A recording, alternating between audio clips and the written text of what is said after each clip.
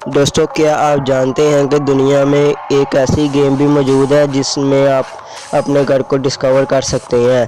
और दोस्तों, क्या आप जानते हैं कि पबजी सालाना कितने पैसे कमाती है।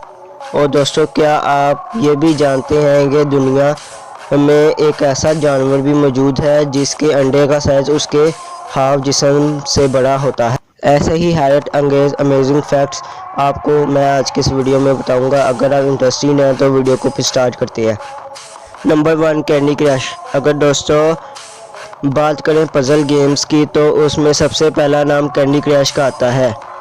दोस्तों, इस गेम को 12 अप्रैल 2012 को किंग कंपनी ने बनाया था। दोस्तों, ये एक ऐसा गेम है जिसको बड़े से लेकर बुजुर्ग तक खेलते हैं। दोस्तों, अगर बात करें कैंडी क्रश के लास्ट लेवल की तो उसका लास्ट लेवल बदलता ही रहता है। दोस्तों, साथ में आपको ये भी जान लेना चाहिए कि कैंडी क्रश की अलग अलग प्लेटफॉर्म पर अलग अलग लेवल हैं। दोस्तों, अगर बात करें सबसे हार्ड लेवल की तो वो भी पीसी वर्जन में है। Number 2, Microsoft fly simulator. दोस्तों, ये वो गेम है कि जिसका मैप हमारी पूरी वर्ल्ड है, यानी कि इस मैप में आप अपने घर को भी डिस्कवर कर सकते हो और भी आप जिस चीज़ को डिस्कवर करना चाहो इस गेम में आप डिस्कवर कर सकते हो, क्योंकि इस गेम को गूगल मैप की तरफ से बनाया गया है। Number 3, PUBG. दोस्तों, क्या आप जानते हैं कि पबजी सालाना कितने पैसे कमाती है। दोस्तों, पबजी सालाना 13 मिलियन डॉलर कमाती है और इसके मुकाबले में फ्री फायर, जो कि पाकिस्तान में आजकल काफ़ी ट्रेंडिंग में नज़र आ रही है, वो एक दिन का 120 मिलियन डॉलर कमाती है। दोस्तों, बहुत बड़ा डिफरेंस है। क्यों हैरान हो गए ना इस फैक्ट को सुनकर। Number 4, kiwi.